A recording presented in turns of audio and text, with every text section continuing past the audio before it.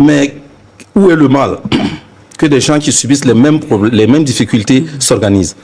Écoutez, les États-Unis, à 50 aujourd'hui, ont commencé à 13, en 1776.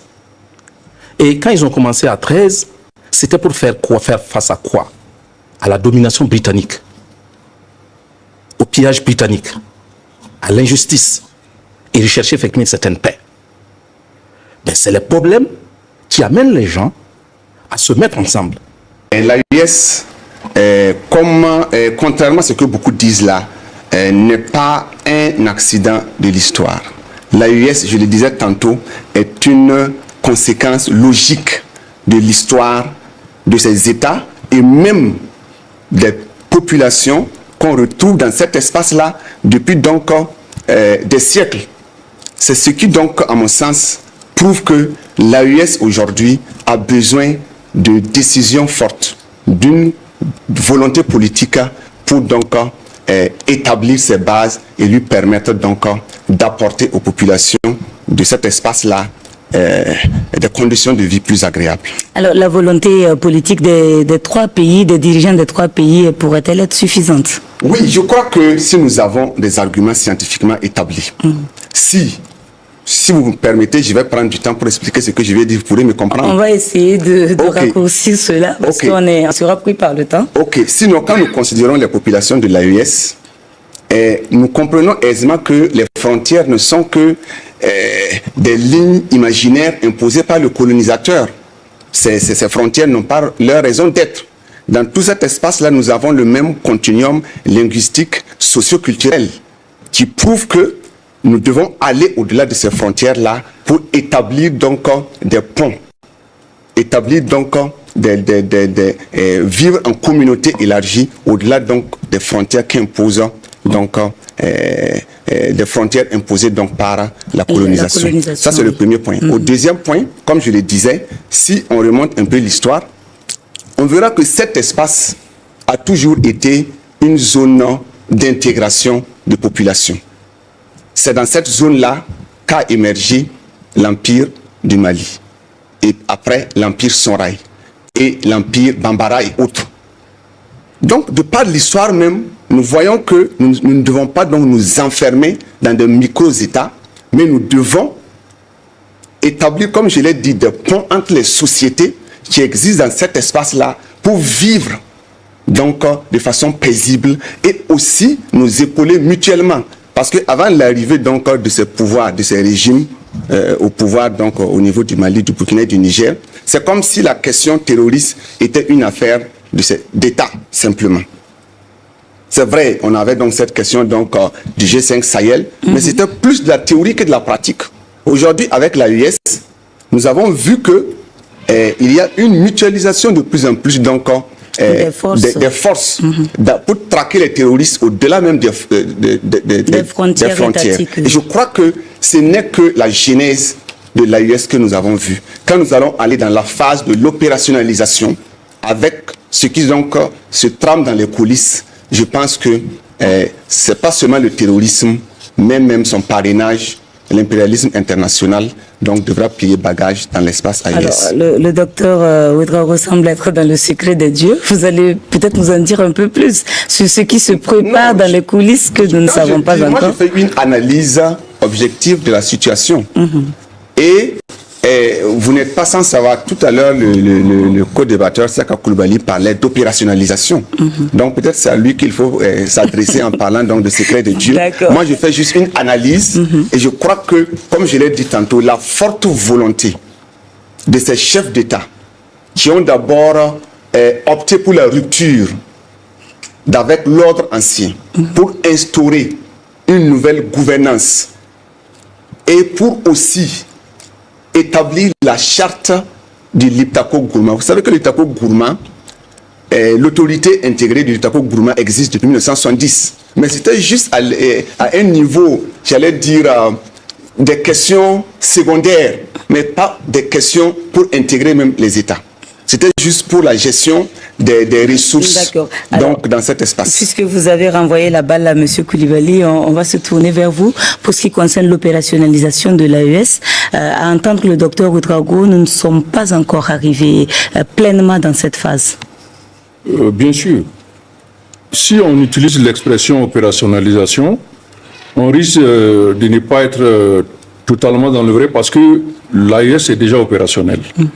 Étant donné l'adoption du traité de la charte en septembre de l'année dernière, le projet est déjà en cours. Mais au-delà de la première dimension, qui est celle de la défense et de la sécurité, à travers la mutualisation de la défense, et c'est vrai que c'est arrivé un peu accidentellement à l'occasion des menaces qui pesaient sur le Niger, mais c'est une dimension très logique. Parce que pour ceux qui s'y connaissent, l'État, tout État, il faut obligatoirement 2 piliers pour démarrer. C'est l'armée, c'est-à-dire la défense, et les finances. Donc, vous voyez qu'on a bien commencé par celui de la défense, et que même au niveau de l'économie, il y a déjà quelques éléments qui sont déjà en cours. Étant donné...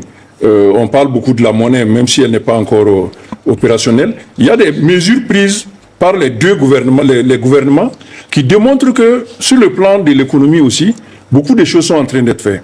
Mais pour vous dire, on n'a pas besoin d'être dans le secret des dieux pour comprendre que ce processus d'intégration profonde et de confédération, il va connaître 3 séquences. La première séquence, c'est donc cette dimension de la sécurité. Il y aura une deuxième dimension qui va intégrer les politiques de développement sur les secteurs dont notre consoeur a parlé, l'énergie, l'agriculture et les secteurs des défis. Donc les politiques de développement vont concerner ces secteurs des défis. Et il y aura une troisième séquence, celle de l'institutionnalisation, où on va définir de façon conjointe quelles institutions nous allons mettre en place pour matérialiser politiquement la souveraineté au sein de l'AES. Donc ça, on n'a pas besoin d'être dans les secrets. Les modulations qui vont se faire, les chefs d'État, les gouvernements vont les apporter. Mais pour l'ensemble du processus, voilà comment cela va se dérouler. C'est un peu pour vous une suite logique qui va s'imposer. D'accord. Alors, Monsieur Nadombega, quand on prend les circonstances qui ont guidé la naissance de l'organisation, on se demande si ce n'est pas parce que les 3 parties ont été soumises à une époque précise, aux mêmes pressions, aux mêmes difficultés. Oui, mais absolument. Mais où est le mal que des gens qui subissent les mêmes difficultés s'organisent? Écoutez, les États-Unis, à 50 aujourd'hui, ont commencé à 13, en 1776. Et quand ils ont commencé à 13, c'était pour faire face à quoi? À la domination britannique, au pillage britannique, à l'injustice, et rechercher effectivement une certaine paix. Ben, c'est le problème qui amène les gens à se mettre ensemble. Mais si vous comparez ça, je peux aller encore avec l'exemple de l'Union européenne aujourd'hui. C'était la communauté européenne, la communauté économique européenne. Et la communauté économique européenne, elle a été créée. Mais c'était pour faire face à quoi? Si vous repartez, vous aurez effectivement, vous verrez que à côté de la communauté économique européenne, il y avait la communauté pour la gestion de l'énergie atomique. Parce que ça va créer beaucoup de problèmes au moment effectivement de la guerre. Et en même temps résoudre le problème de l'énergie.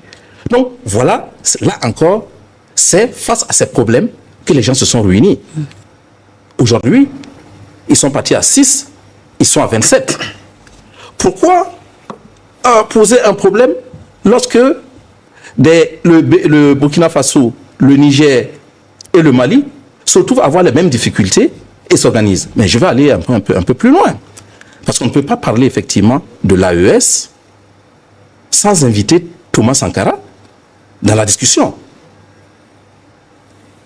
Pourquoi je le dis? Je dis parce que, regardez le Burkina Faso, regardez effectivement le Niger, regardez le Mali. Mais il définissait dans le DOP ces 3 pays-là comme des pays agricoles arriérés, pour ce qui est effectivement de la production agricole. Ils définissaient ce pays-là comme étant gouverné par une démocratie bourgeoise, militaire, commerçante, qui était affidée et alliée à l'impérialisme international. Et qu'est-ce qu'il disait? Il disait que la voie, c'était de faire quoi? C'était de liquider l'impérialisme et de travailler à ce que les valeurs rétrogrades que nous connaissons effectivement dans notre pays, et c'est le même cas au Mali, c'est le même cas au Niger, soient combattues de sorte à remplacer la démocratie bourgeoise par une démocratie effectivement populaire. Et si vous observez ce qui est en train de se passer dans nos 3 États, et je ne veux prendre que l'exemple au niveau du Burkina Faso pour l'expliquer, c'est ça qui fait le grand problème.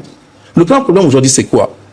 C'est que vous avez une bourgeoisie artificielle, une bourgeoisie de détournement, une bourgeoisie de concussion, une bourgeoisie d'affaires, d'affairisme au dos de l'État. Ce n'est même pas une bourgeoisie constituée sur la base de la production, du développement de l'industrie. Non. Qui veut garder effectivement ses prérogatives. Et on ne peut pas avancer sans faire observer qu'elle a passé le temps à faire des promesses fallacieuses au peuple qui l'utilise effectivement comme un bétail électoral. Et aujourd'hui, ces gens-là se réveillent et disent « Nous avons assez longtemps écouté. Nous vous avons assez longtemps cru. Maintenant là, nous allons parler pour nous-mêmes et par nous-mêmes. Nous allons prendre nos responsabilités. » À partir de ce moment, vous avez comme dans les mêmes pays 2 groupes. Et c'est évident, observez. C'est des luttes corporatives, souvent qu'on ne comprend même pas, sur le dos d'un peuple qui cherche seulement qu'il pleuve, qu'on leur amène effectivement en matière agricole, des engrais. Et observez le type d'engrais qu'on emportait. C'est quoi? Les radios et les télévisions en ont parlé assez longtemps avant. Alors, Monsieur Nadambega, je vais vous interrompre juste pour un instant. Merci. Nous avons notre participant du Niger qui est en ligne. Monsieur Abdoulaye Seydou, coordonnateur national du mouvement M26 du Niger. Bonsoir, Monsieur Abdoulaye Seydou, vous nous entendez? Je vous entends bien. Permettez-moi de corriger, il s'agit plutôt du M62. M62, d'accord. Merci pour cette correction. Alors, l'AES, nous le supposons, logiquement, est porteuse d'espoir pour les populations du Niger. Oui, justement, l'AES est un espoir pour le peuple du Sahel. Mais plus que ça, ce qu'il faut retenir, c'est que ces 3 dirigeants sont une bénédiction pour le peuple du Sahel. Car il ne suffit pas d'avoir des beaux textes, mais surtout, il faut avoir des hommes qui croient en ces textes, qui ont un idéal et le leadership nécessaire pour appliquer ces textes. Aujourd'hui, nous avons nos 3 leaders qui croient à la force de leur peuple et qui ont décidé de mettre en place cet instrument de souveraineté où vous avez une solution à la burkinabé, à la nigérienne et à la malienne qui sont apportés aux défis sécuritaires, mais aussi aux défis économiques, aux défis sociaux, aux défis de développement. Aujourd'hui, nous avons quitté la tendance de sous-traitance de notre sécurité pour prendre notre propre responsabilité en main, et c'est extraordinaire. Et donc, je pense que cette initiative et cet instrument que l'Alliance des États du Sahel, c'est ça la solution idéale, et il va falloir que les peuples s'en approprient parce que si on fait un retour en arrière, les intégrations qui ont constitué la création de la CEDEAO étaient des beaux textes et qui visaient l'intégration économique et tout. Mais la CEDEAO des peuples n'a pas suivi. Aujourd'hui, nous avons la chance que les peuples et nos dirigeants font corps commun, et il va falloir que nous construisons également l'AS des peuples pour constituer un bouclier humain afin que cet objectif-là soit irréversible et qu'il soit atteint. Que la paix et la stabilité reviennent dans nos États, que notre souveraineté soit affirmée à tout point de vue, souveraineté économique, souveraineté politique, souveraineté culturelle, souveraineté énergétique, souveraineté alimentaire, qui sont aujourd'hui les axes autour desquels nous sommes en train de mutualiser nos efforts pour pouvoir répondre aux aspirations et au bonheur du parti. Et ce qu'il y a, nous avons déjà des résultats importants. Parce qu'aujourd'hui, le Niger ne constitue plus une refuge tranquille pour les groupes terroristes lorsqu'ils attaquent ou interviennent au Mali ou au Burkina. Le Burkina ne constitue plus une refuge tranquille pour les terroristes lorsqu'ils agissent au Niger, comme ce fut le cas par le passé. Et de l'autre côté, c'est le cas entre le Burkina et le Mali. Aujourd'hui, vous avez une mutualisation des efforts, une coopération efficace. Monsieur Abdoulaye Seydou, on va vous reprendre tout à l'heure. La ligne est un peu parasitée. On a du mal à vous saisir avec discernement. On va revenir à vous tout à l'heure, Gervais Nadambega. Je vais vous permettre de continuer votre analyse. Merci beaucoup. Je vais, en lieu et place effectivement de continuer l'analyse, parce que je l'avais fini, donner effectivement un élément qui va nous permettre de comprendre pourquoi je dis qu'il faut inviter toujours Sankara dans ce débat. En fait, Thomas Sankara n'a pas écrit. En dehors de ses discours et des témoignages autour de lui, on n'a pas quelque chose de lui-même. Si bien que je vais encourager la jeunesse et encourager vous, les organes de presse, à aller vite avant effectivement que les gens de la génération ne partent, collecter effectivement les informations. Parce que ceux qui veulent peuvent approcher quelqu'un comme Fidel Kietega, le camarade Fidel Kietega. Ceux qui veulent peuvent approcher le CIMTS. Et si vous approchez le CIMTS, ils vous diront que de confidence du président Rawlings, qui était effectivement son alter ego, son compagnon de combat, ils avaient le projet d'une confédération entre la Côte d'Ivoire, le Ghana et le Burkina Faso. Comme c'était des militaires comme aujourd'hui, et dans leur stratégie, ils espéraient et travaillaient dans ce sens à avoir un soldat en Côte d'Ivoire, en lieu et place effectivement de l'homme qui était là, pour pouvoir faciliter effectivement les choses. Et puis, chemin faisant, c'est ce qui a accéléré, ce qui aurait accéléré le plan mis en œuvre pour le faire partir Thomas Sankara. Parce qu'on savait qu'il était effectivement le pilier. On pense que c'est simplement des conflits internes entre Blaise Compaoré et lui. Certes, il y avait effectivement cette distension alimentée effectivement par les groupes.